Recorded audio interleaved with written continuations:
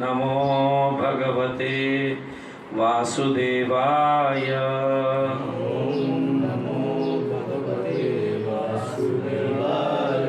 ओम नमो भगवते वासुदेवाय।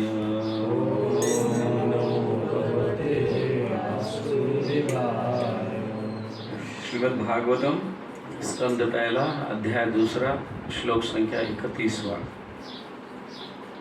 बोलिए। तया विलसितेषु गुणेषु गुणेषु गुणवान् इव अन्तः प्रविष्टः आभाति विज्ञानेन विजृंभितः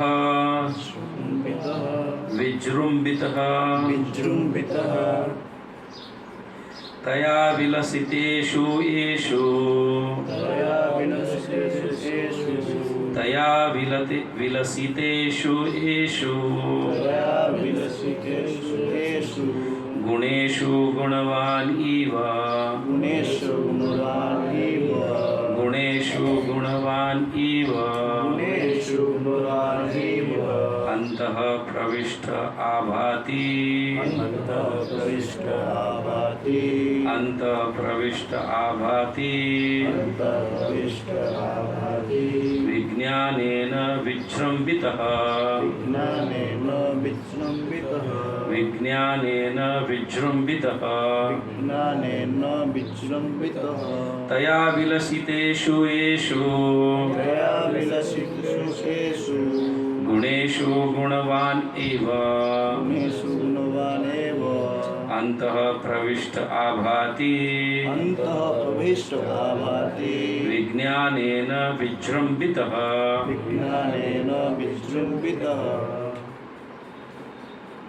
पढ़ो।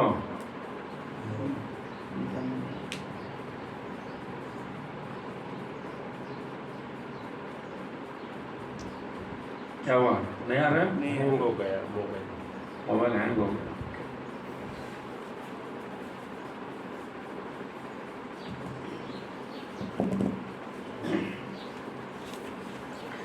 तया उनके द्वारा विलसितेषु यद्यपि कार्य में येषु इन गुणेषु भौतिक प्रकृति के गुणों में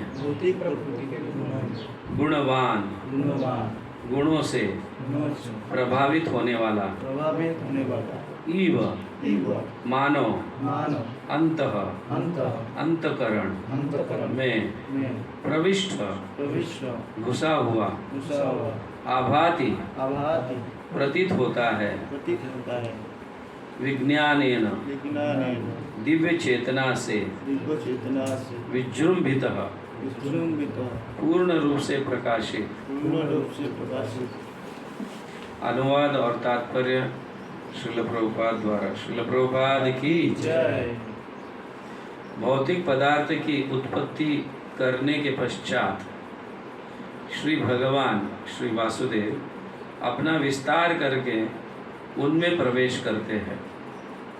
यद्यपि वे प्रकृति के गुणों में रहते हुए उत्पन्न जीवों में से एक जैसे लगते हैं, किंतु वे सदैव अपने दिव्य पद पर पूर्ण रूप से आलोकित रहते हैं।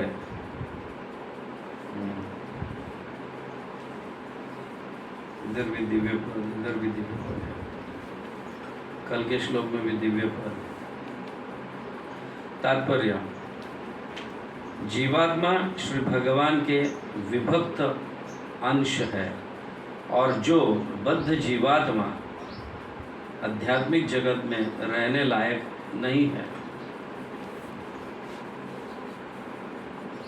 उन्हें इस भौतिक जगत में डाल दिया जाता है जिससे वे जी भरकर पदार्थ का भोग कर सके।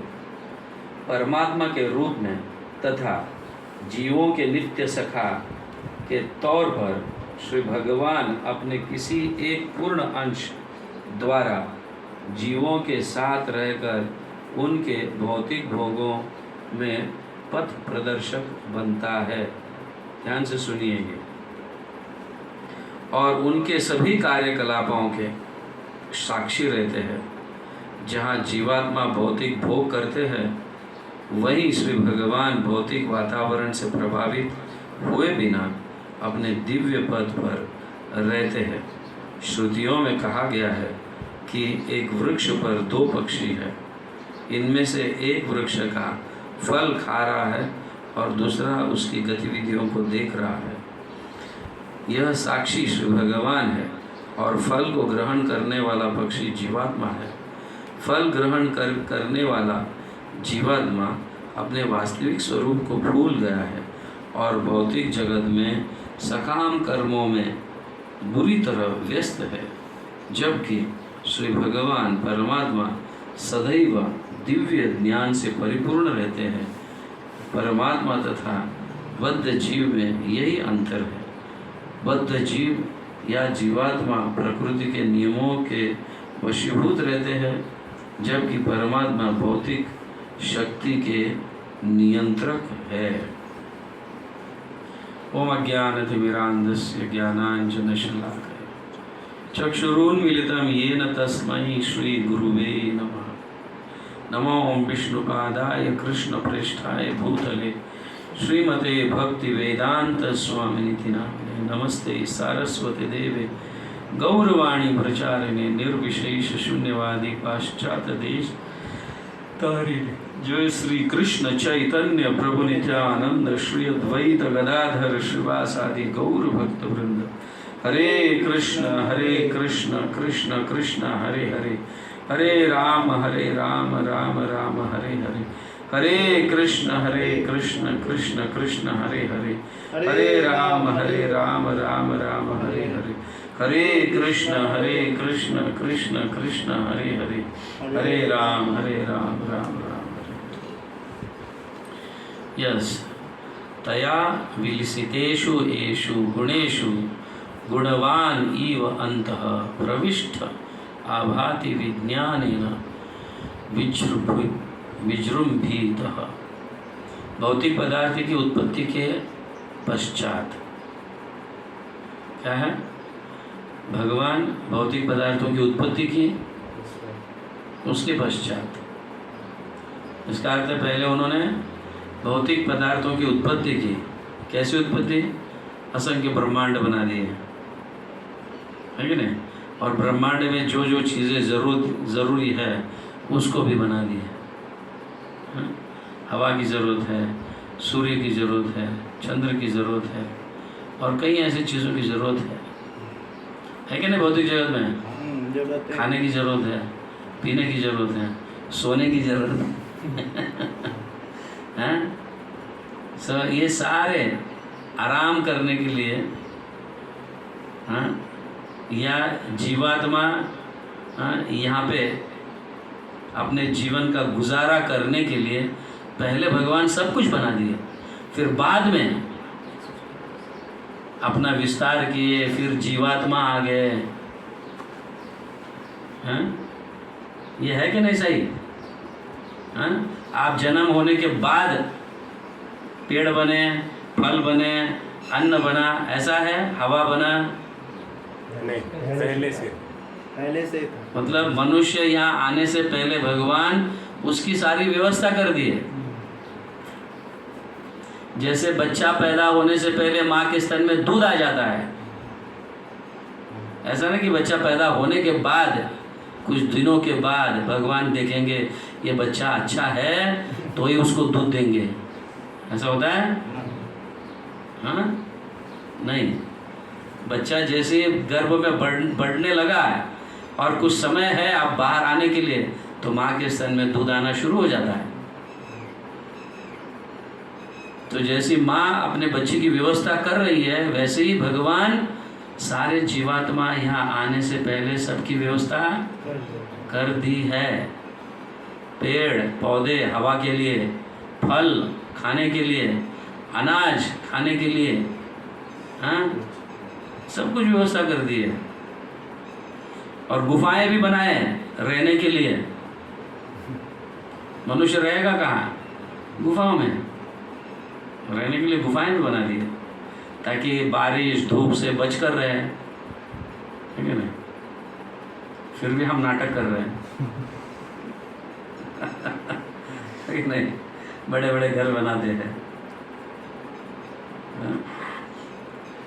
तो पहाड़ों में जाओ तुम्हें गुफाएं मिलेंगे। ये घर भी ज़्यादा क्यों बनाने पड़ रहे हैं? क्योंकि उत्पत्ति ज़्यादा हो रही है। कोई अपने इंद्रियों को कंट्रोल नहीं करना चाहता है, उत्पत्ति ज़्यादा हो रही है। तो फिर जितने गुफाएं उत्पत्ति उतनी उत्पत्ति होनी चाहिए ऐसा देखा जाए तो। नहीं तो पेड़ के नीचे रहो। पेड़ भी उसी के लिए बना है, घने घने पेड़ जो है, ताकि छाँव मिले, फल उसी पेड़ में से फल तोड़कर खाए, दूसरे पेड़ के पास ना जाए, क्योंकि वो दूसरों की प्रॉपर्टी है कि नहीं? हाँ? ईशावास्यम इदम सर्वम, जानते हो इसको? ईशावास्यम इदम सर्वम यत् किंच, व्हाट इज दैट? यत् किंच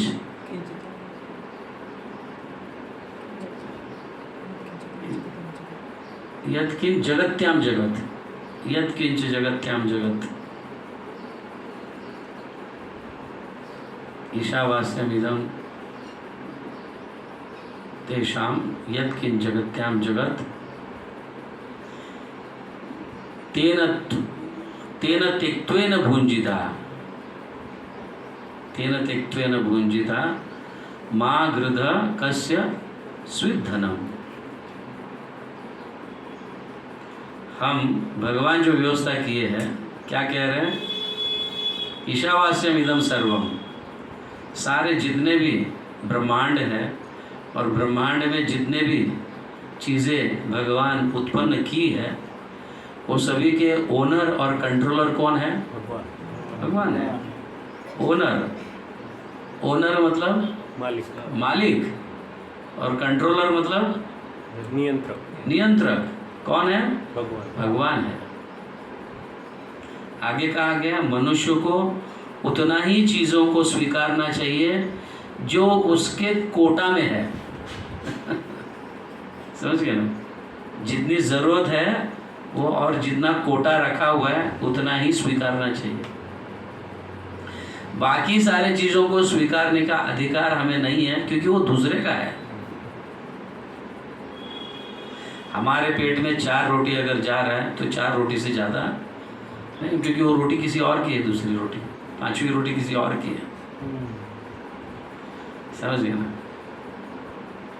तो भगवान हमें पेट दिया है, हमारे पेट में कितना जाता है हमें पता होना चाहिए कि दूसरे को पता होना चाहिए? हमें पता।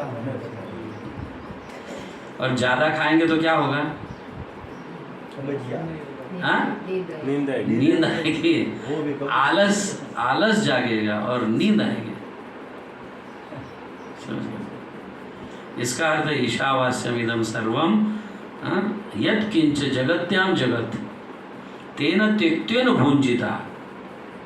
उतना ही खाना चाहिए जितना हमारे पेट में जरूरत है। और पेट में जरूरत मतलब कैसा? पेट, आधा पेट खाना चाहिए। आधे घंटे के बाद फिर 1/4 जो है, जो बचा हुआ आधा का भाग जो है, उसका वापस आधा करके उतना पानी भरना चाहिए। और 1/4 भाग खुला रहना चाहिए ताकि वो अच्छी तरह से डाइजेस्ट हो सके। जब अच्छी तरह से डाइजेस्ट होता है तब आलस नहीं आता है। डाइजेस्ट नहीं होता है तो आलस आने लगता है। डाइजेस्ट क्यों नहीं हो रहा है? क्योंकि आपने आधे से ज़्यादा खाया और उसके बाद पानी पिया, पूरा पेट भर गया, अभी घूमेगा कहाँ? ग्राइंड तो करने के लिए जगह चाहिए ना, जगह ही नहीं तो कैसे घूमेगा? तो डाइजेस्ट नहीं होगा। तो डाइजेस्ट नहीं होगा तो क्या होगा? फिर कफ, पित्त और वायु उत्पन्न होगा, उससे अनेक रोग उत्पन्न होंगे। तो भगवान एक्चुअली ओनर है और कंट्रोलर है सारे जितने भी चीज़ें बने हैं उसके कौन है? भगवान नियंता है और मालिक है। इसीलिए हम जो भी खाते हैं भगवान को दिखा के खाते हैं, प्रभु आप सैंक्शन करो, मैं इतना खाने जा रहा हूँ। समझ गए ना? और भगवान सैंक्शन करते हैं और प्रसाद के रूप में हम खाते हैं, और वो भी उतना ही खाना चाहिए जितना पेट में आवश्यकता है। ज़्यादा खाएंगे तो होता क्या है? आलस आ जाता है। और ऐसे रोज ज़्यादा खाएंगे तो क्या होता है? ये आलस सिर्फ शरीर तक सीमित नहीं रहता है, आलस बुद्धि तक चला जाता है और बुद्धि भी काम करना बंद कर देता है। समझ में आ रहा है? समझ में आ रहा है ना? यस। तो यहाँ भौतिक पदार्थ की उत्पत्ति करने के पश्चात श्री भगवान श्री वासुदेव जो है अपना विस्तार करके उनमें प्रवेश करते हैं। ब्रह्मांड का विस्तार किया, ब्रह्मांड में प्रवेश किया, है ना? हाँ, ब्रह्मांड में। यद्यपि वे प्रकृति के गुणों में रहते हुए उत्पन्न जीवों से एक जैसे लगते हैं, भगवान अपने जैसे ही लगते हैं। हाँ, राम के रूप में अवतरित हुए, कृष्ण के रूप में अवतरित हुए, परशुराम के रूप में अवतरित हुए, वामन के रूप में अवतरित हुए, ये अनेक अवतार लिए, अपने जैसे ही लगते थे क्या? नहीं लगते थे अपने जैसे। दो आंखें, हाँ, दो कान, नाक, हमसे भी कहीं सुंदर है क्या? नहीं, हम तो थोड़ा राक्षस के जैसे लगते हैं क्योंकि थोड़े राक्षस के गुण हैं हम में, हम सब में, है क्या नहीं? एक दूसरे की निंदा करता है, झगड़ते हैं। झगड़ना किसका गुण है? राक्षस का गुण है। झगड़ना किसका गुण है? राक्षस का गुण है, देवताओं का गुण नहीं है।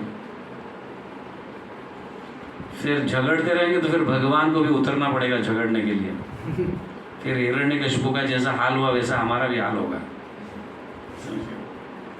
तो झगड़ना, ईर्ष्या, द्वेष, ये सब किसके गुण हैं? राक्षस के गुण है। तो भगवान जब यहाँ पे अवतरित होते हैं हम हमारे जैसे ही दिखते हैं, सिर्फ इतना कि वो ज़्यादा सुंदर रहते हैं, ज़्यादा शक्तिशाली है, ज़्यादा बुद्धिशाली है, ज़्यादा प्रेमी है। हमें कहा गया वो जीवों में से एक जैसे लगते हैं, और हम जैसे तुच्छ लोगों को पहचानना मुश्किल हो जाता है। ये भगवान है ऐसा पहचानना मुश्किल हो जाता है, क्योंकि कृष्ण भी अवतरित हुए थे, सारे कृष्ण भगवान है ये पहचान नहीं पाए। शिशुपाल नहीं पहचान पाए, दुर्योधन नहीं पहचान पाए, सारे कौरव नहीं पहचान पाए। कुछ ही लोग जैसे भीष्म है, विदुर जी है, हाँ, ऐसे लोग पहचान पाए। कुंती माता है, ये भगवान है, ये वही पहचान पाए। तो जिसके हृदय में हाँ स्वच्छता है, निर्मलता है, वो भगवान को पहचान सकता है और भगवान के भक्तों को भी पहचानता है। समझ रहे? तो जब तक हमारा हृदय निर्मल नहीं है, स्वच्छ नहीं है, तो भगवान सामने आने के बाद ये तो मेरे जैसा ही है, तो फिर उसको गाली देना शुरू करते। शिशुपाल गाली देता था भगवान को, समझ गया? शिशुपाल भगवान को गाली दिया कि नहीं? गाली दिया। शिशुपाल जैसे ही बच्चा पैदा हुआ था, जैसे ही पैदा हुआ था और चलना सीखा, बोलना सीख रहा था, तो सबसे पहला वो माँ बाप, बच्चा जब भी मामा बोलता है, पापा बोलता है, बच्चा जब बोलना सीखता है, हाँ, सबको लगता है मुझे पुकारा, माँ को लगता है मुझे पुकारा, मामा को लगता है मुझे पुकारा, पापा को लगता है मुझे पुकारा। लेकिन शिशुपाल सबसे पहला क्या बोला था? कृष्ण चोर है। पहले तो मामा भी मैं बोलना सीखा नहीं, सबसे पहले कृष्ण चोर है। इतनी ईर्ष्या और द्वेष, कितने जन्मों का क्या नहीं पता नहीं क्या क्या ईर्ष्या रख के आया था। तो जब पैदा हुआ तो सीधा ऐसा ही उंगली उठाने लगा, ये ऐसा है, वो ऐसा है। आप जानते नहीं शायद, शिशुपाल को 10,000 हाथ थे, हजारों हाथ थे शिशुपाल को, और हजारों मुख थे। रावण को भी कम थे उतना शिशुपाल को थे। समझ गए ना? जब बच्चा जन्म लेता है तो माँ को लगता है सारे लोग मेरे बच्चे को आके देखे, वाह वाह बोले, ये बोले, है क्या नहीं? सभी को लगता है कि नहीं? इसलिए तो हम फोटो वीटो सेल्फी निकालते हैं या बच्चे का फोटो निकाल कर सब जगह भेज देते हैं, और सबके क्या आते हैं? अभिनंदन आते हैं, कॉन्ग्रेचुलेशंस कॉन्ग्रेचुलेशंस कॉन्ग्रेचुलेशंस। होता है कि नहीं था? तो जब शिशुपाल भी पैदा हुआ था, माँ को लग रहा था कि सब लोग आके देखें मेरे बच्चे को, कितने हजार हाथ है, कितने मुख है। हम तो ऑपरेशन कर देते हैं, 2 मुख आ जाता है तो बच्चा कैसा आया यार, इसको ऑपरेशन कर दो। 4 हाथ आ गया तो ऑपरेशन कर दो, 2 हाथ, है कि नहीं? लेकिन शिशुपाल की माँ जो है सबको बुलाती थी, आके देखो, सब आके देखते थे, वाह वाह वाह वाह वाह वाह। लेकिन कृष्ण कभी आके देखे नहीं। समझ गए ना? कृष्ण कभी आके देखे नहीं। तो माँ सोचने लगी, कृष्ण क्यों आके मेरे बच्चे को नहीं देख रहे हैं? हाँ, कृष्ण आकर मेरे बच्चे को क्यों नहीं देख रहे हैं? इतनी बार बुलाया, आता हूँ, कल आऊँगा, ऐसा कह रहा है, क्यों नहीं आ रहा है? तो हट कर उसका हाथ पकड़ कर लेके आती है शिशुपाल की माँ, बच्चे को दिखाने के लिए। जैसे ही कृष्ण देखते हैं, सारे हाथ टूट जाते हैं, सिर्फ 2 ही हाथ रह जाता है, ऑपरेशन हो जाता है समझ गए ना? और मुख भी चले जाते हैं, एक ही रहता है, सब ऑपरेशन हो जाता है। और उस बच्चे के भाग्य में क्या लिखा रहता है? जैसे ही कोई देखता है और उसके हाथ चले जाते हैं और मुंह चला जाता है, वो व्यक्ति उसको मारने वाला है। तो पता चलता है माँ को, कृष्ण देखने के बाद सब हाथ चले गए और सब मुख भी चले गए, तो कृष्ण ही मेरे बच्चे को मारने वाला है। माँ को पता था कि ये कृष्ण के प्रति ईर्ष्या किया है, वो कृष्ण चोर है। तो अभी जान गए ये तो कृष्ण के प्रति ईर्ष्या करने वाला है। तो कृष्ण को हाथ जोड़कर कहती है माँ, मेरे बच्चे के अपराधों को माफ़ कर दो। समझिए ना? मेरे बच्चे के अपराधों को माफ़ कर दो। इसका अर्थ वो सुरक्षित रखना चाहती है कि मेरा बच्चा अगर तुम्हारे प्रति अपराध करे है भगवान कृष्ण, तो इसे माफ़ कर दो। तो कृष्ण कहते हैं, एक माफ़ क्या, 100 अपराध माफ़ कर दूंगा। 100 से जब ज़्यादा हो जाते तब कृष्ण चक्र चलाते और शिशुपाल को मार डालते। ये बात है। तो कहने का तात्पर्य ये है, वो हम जैसे ही लगते हैं लेकिन हम पहचान नहीं पाते।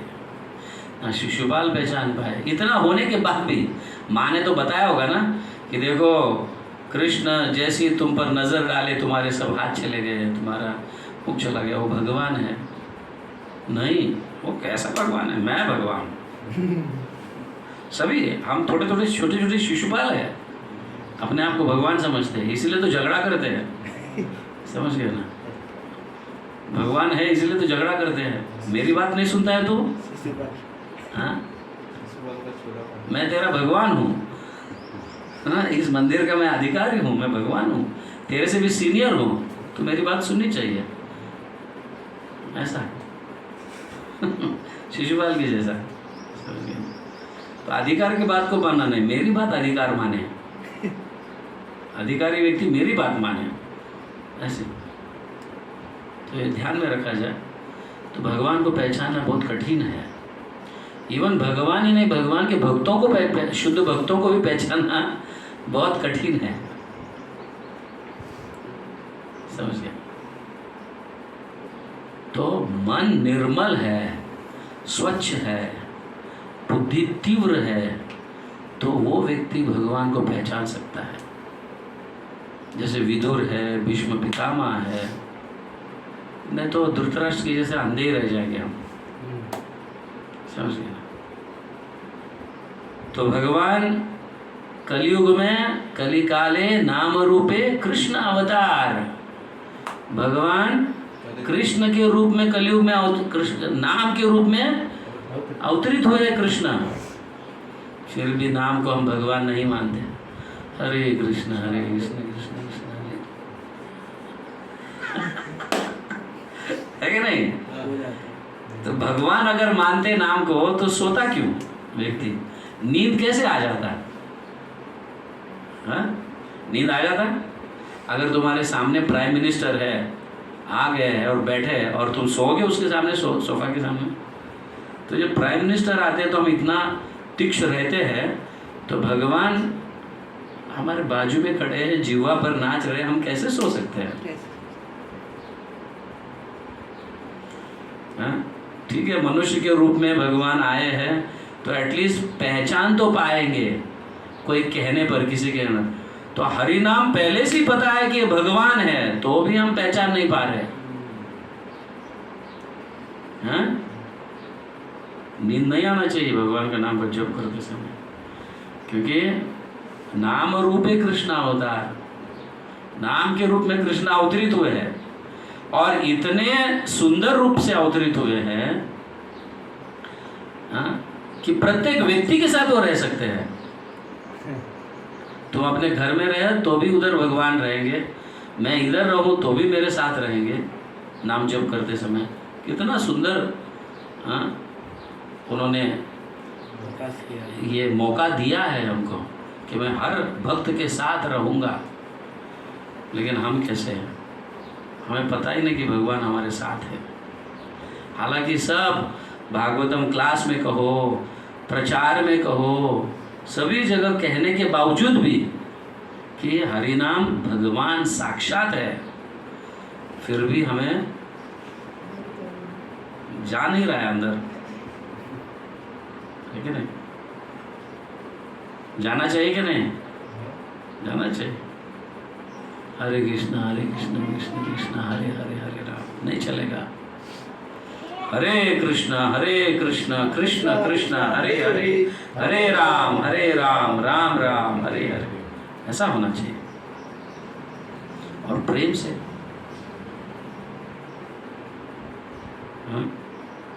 कोई व्यक्ति आता है तो कितना प्रेम से हम उसका स्वागत करते हैं, ये करते हैं, वो करते हैं। भगवान साथ में है तो प्रेम से, नहीं तो कैसा?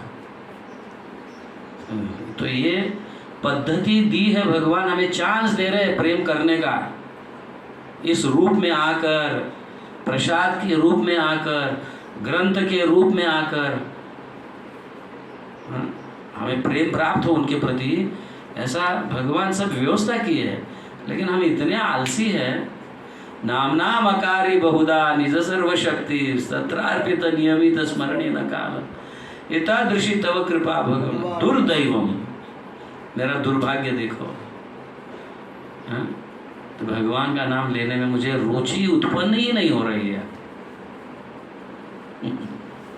तो साक्षात भगवान रहने के बावजूद भी रुचि नहीं है तो कैसे प्रेम प्राप्त होगा? ये बहुत ज़रूरी है समझना कि तुम्हें सदैव अपने दिव्य पद पर पूर्ण रूप से, हाँ, आलोकित रहते हैं। इस भौतिक जगत में रहते हुए भी, हाँ, वो गुणों से अलग रहते हैं। 3 गुणों का स्पर्श भगवान को नहीं होता।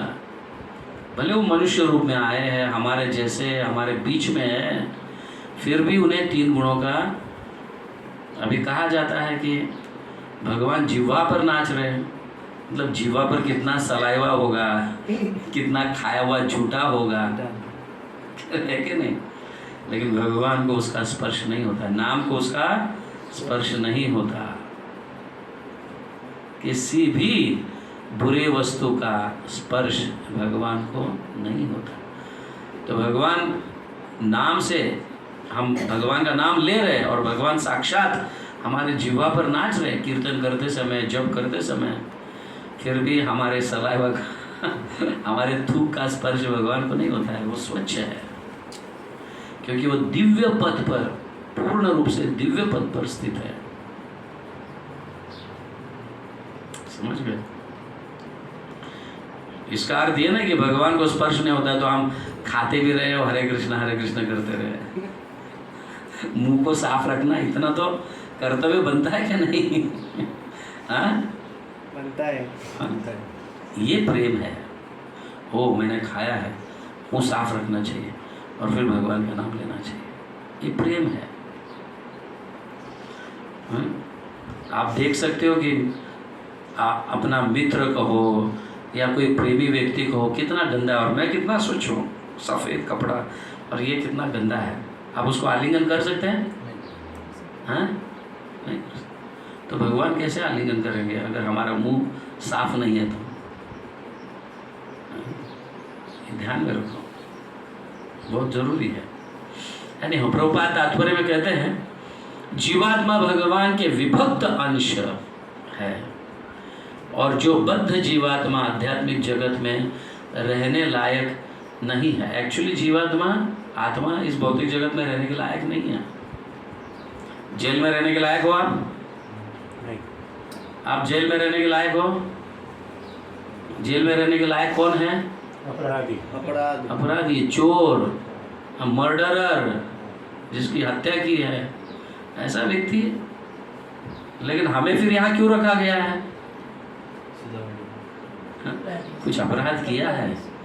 शिशुपाल के जैसा कृष्ण चोर है, मेरे पत्नी को चुराया है।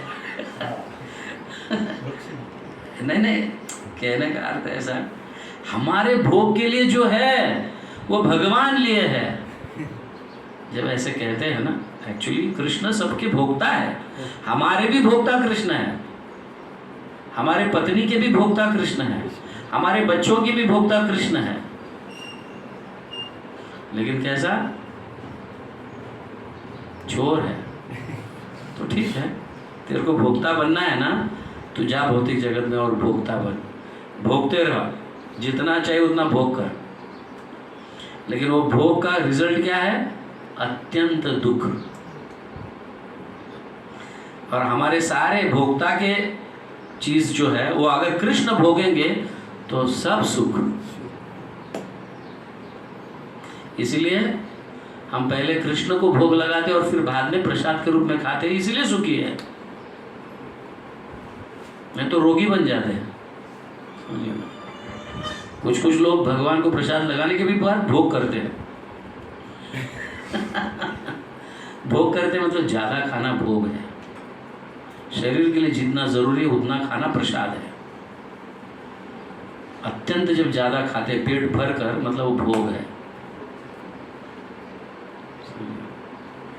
कोई बात नहीं, यहाँ तक खाओ, लेकिन वो एक ही बार खाना चाहिए, रात को वापस नहीं खाना चाहिए।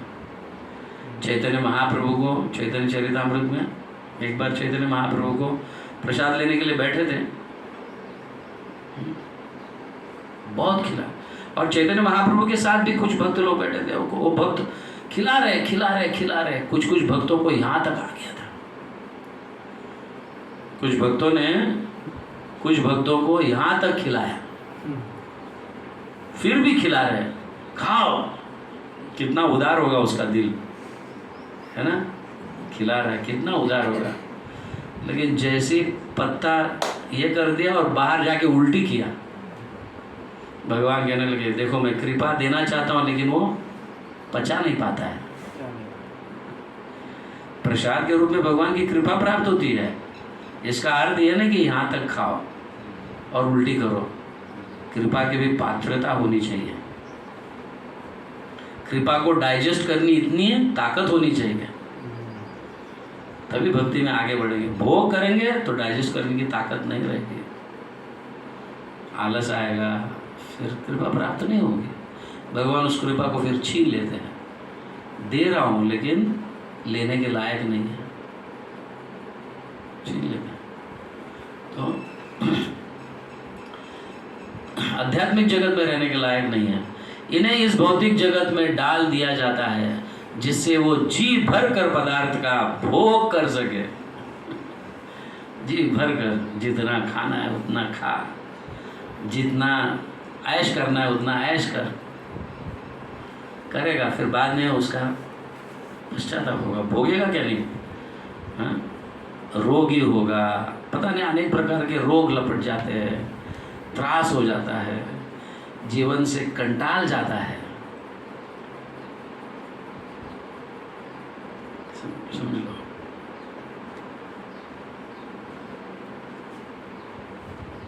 तो जब भक्त बनकर, हाँ, इतना सब भोग बन त्रास हो जाने का जब कंटाल जाता है, तब भगवान का भक्त बनता है। अरे बहुत भोग कर लिया, अभी भगवान के आदेशों का पालन करना चाहिए। इतना ही खाऊंगा, इतना ही मेरे लिए रखूंगा, उतना ही उसका यूज़ करूंगा। जब ये भावना आ जाती है, तब सही भक्ति के मार्ग पर हम हैं। सही भक्ति के मार्ग पर हम हैं। नहीं तो भक्ति के मार्ग पर आने के बाद भी अगर भोग करते रहेंगे तो सही मार्ग पर नहीं है। भक्ति के मार्ग पर है, लेकिन थोड़ा ऐसा चल रहा है, टेढ़ा मेढ़ा चल रहा है। समझ गए ना? तो उसके रिजल्ट को भोगना पड़ेगा फिर। परमात्मा के रूप में तथा जीव के नित्य सखा के तौर पर श्री भगवान अपने किसी एक पूर्ण अंश द्वारा जीवों के साथ रहकर उनके भौतिक भोगों के पथ प्रदर्शक बन जाते हैं। ज़्यादा मत खा, कम खा। परमात्मा के रूप में प्रत्येक अंश में हृदय में रहते हैं, और यही परमात्मा वापस किसी गुरु के रूप में अवतरित होकर उसे पथ प्रदर्शक बनकर उसको राह दिखाते हैं। अब तू भौतिक जगत में से आध्यात्मिक जगत में आया है, समझ गया ना? अब तो एक साधारण व्यक्ति से भक्त बन गया है, तो अब तुझे कैसा रहना चाहिए ये भगवान सिखाते हैं। गुरु के रूप में आकर, किसी भक्त के रूप में आकर परमात्मा इस तरह से सिखाते हैं। यहाँ कहा जा रहा है नित्य सखा के तौर पर श्री भगवान अपने किसी एक पूर्ण अंश द्वारा जीवों के साथ रहकर उन्हें भौतिक भोगों के पथ प्रदर्शक बनते हैं और उनके सभी कार्यकलापों के साक्षी रहते हैं, राह दिखाते हैं। दो एक्टिविटीज भगवान परमात्मा के रूप में रहते हैं ना हमारे हृदय में, तो उनके दो कार्य है। क्या है? विटनेस, साक्षी। दूसरा राह दिखाना, पथ प्रदर्शक बनना, रास्ता दिखाना। और विटनेस किनके बनते हैं? जो भगवान के आदेशों का पालन नहीं करता, उनके लिए साक्षी बनते हैं। और पथ प्रदर्शक किसके बनते हैं? जो भगवान के आदेशों का पालन करता है, क्योंकि उनके प्रति भगवान सुहृद रहते हैं। सुहृद मतलब मित्र के जैसा रहते हैं। हे, तू भक्त है, अभी तो इतना खाना नहीं चाहिए, तो ऐसा भोग नहीं करना चाहिए, तो ऐसा रहना चाहिए, तो वैसा रहना चाहिए। तो उनका मार्गदर्शन करते हैं भगवान, समझ गए ना? भक्त के मार्गदर्शक है भगवान, और वही परमात्मा अभक्त के साक्षी है। मरने के बाद परमात्मा उनके साथ चले जाता है। देखो यमराज, इसने ये किया है, इसको ये दंड दे दो, इसने ये किया है, इसको ये दंड दे दो, इसको दंड। तो यमराज दंड देते हैं, क्योंकि यमराज महाजन है, भगवान के भक्त है। भगवान के आदेशों का पालन करना पड़ता है यमराज को, समझ रहे ना? भक्त बनने के बाद सावधान रहना चाहिए, हमें किसी भी प्रकार से भोग नहीं करना चाहिए। फिर बोले वो प्रसाद क्यों ना हो, प्रसाद भी एक मात्रा के बाद भोग बन जाता है। समझे? भले वो प्रसाद कृपा के रूप में है, फिर भी हम डाइजेस्ट करने के लायक नहीं रहेंगे, क्योंकि हमें डाइजेस्ट करने का लायकात नहीं है, इसलिए वो कृपा भी डाइजेस्ट नहीं कर पाते। इसलिए प्रेम से उतना ही स्वीकारना चाहिए जितना शरीर के लिए जरूरत है। सभी को समझ में आ रहा है? आ रहा है। यस। जहाँ जीवात्मा भौतिक भोग करते हैं, वही श्री भगवान भौतिक वातावरण से प्रभावित हुए बिना अपने दिव्य पद पर बने रहते हैं। श्रुतियाँ में कहा गया है कि एक वृक्ष पर दो पक्षी है, इनमें से एक वृक्ष का फल खा रहा है और दूसरा पक्षी गतिविधियों को देख रहा है। मतलब जैसे एक पेड़ में दो पक्षी हैं, तो एक पक्षी देखता है, वो पक्षी देखो ये फल खा रहा है, वो फल खा रहा है, वहाँ उड़ के गया, अभी शादी किया, अभी बच्चों को जन्म दिया, अभी बच्चों के लिए फल लेके आ रहा है, खा रहा है, सारे गतिविधियों को एक पक्षी देखता है, वो है परमात्मा। और एक पक्षी जो है जीवात्मा। और एक डाली में रह रहे, एक पेड़ में रह रहे, मतलब एक शरीर में रह रहे, एक शरीर में जीवात्मा और परमात्मा। परमात्मा को कुछ फर्क नहीं पड़ता है, जीवात्मा को खाना पीना जरूरी है, हाँ, सबका पालन पोषण करना जरूरी है, शरीर का भी मेंटेन करना जरूरी है। परमात्मा को फर्क नहीं पड़ता, लेकिन परमात्मा सिर्फ देख रहा है वो जीव क्या क्या कर रहा है। तो भक्त है तो उसको मार्गदर्शन मिलेगा, जो भक्त नहीं है तो साक्षी, वही परमात्मा साक्षी के रूप में। अंधेरा है, अभी कोई नहीं देख रहा है, नहीं चलेगा। परमात्मा तुम्हारे नजदीक ही बैठे हैं, और उधर इधर से लेकर उधर ही डाल रहे हो जहाँ पे परमात्मा बैठे हैं।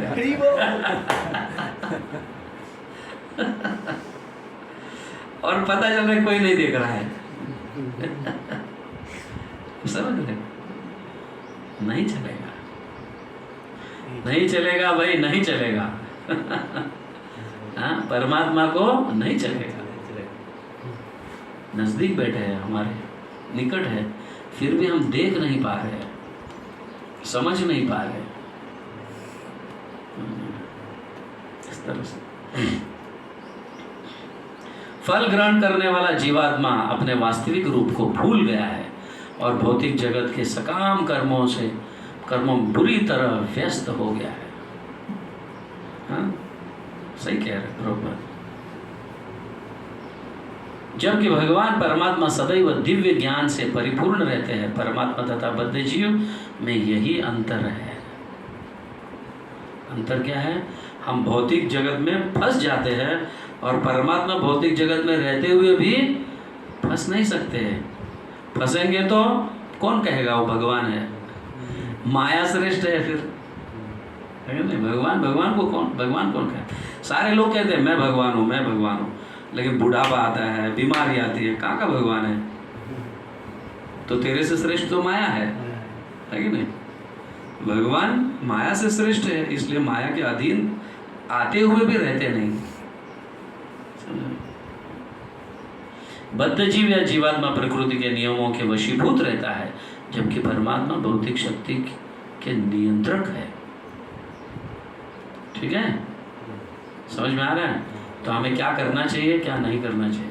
Don't understand that I am भगवान, मैं भगवान हूँ, ऐसा समझना नहीं चाहिए हमें। कई जीव समझते हैं मैं भगवान हूँ, मैं अधिकारी हूँ, इतने लोगों को मैं कंट्रोल कर रहा हूँ, 1 2 3 4 5 6 को मैं कंट्रोल कर रहा हूँ। ऐसा लगता है। यस, कुछ जब पद दिया जाता है ना, टेम्पल कमांडर, हमारे कमांडर तो एकदम विनम्र है, जो कहा वो सुनता है बेचारा, ये साफ कर, वो साफ कर। यस प्रभु जी। लेकिन जैसे हमने देखे कुछ बंदे टेम्पल में कमांडर जैसे ही बन जाता है, ए तो वो कर, ये कर, मैं टेम्पल कमांडर हूँ। समझिए ना, मैं टेम्पल प्रेसिडेंट हूँ। तो अपने आप को ईश्वर समझना, फिर भी भगवान समझने के जैसा ही है ये। भले भगवान नहीं है, भक्त जानता है मैं भगवान नहीं हूँ, लेकिन ये ईश्वर तत्व जो है ना, ईश्वरत्व जो है, ये भगवान के जैसा ही है। तो ऐसा ही कंट्रोल कर रहे हैं जैसे भगवान कंट्रोल करते हैं। हम तो भगवान के दास हैं, भगवान के दास नहीं, दासानुदास है। ये भाव में रहना कठिन है, समझिए ना। बच्चा है, बोला है। नहीं, बहुत अच्छा है, बच्चा है लेकिन अच्छा है, साफ दिल का है, सब करता है, बहुत जल्दी आगे जाएगा। वैसा रहेगा तो हर बात को मानेगा तो बहुत जल्दी आगे जाएगा। ओके, जगत गुरु श्रील प्रभुपाद की जय, श्रीमद् भागवतम की जय, गौर प्रेमानंदे। कोई प्रश्न है किसी को? यस।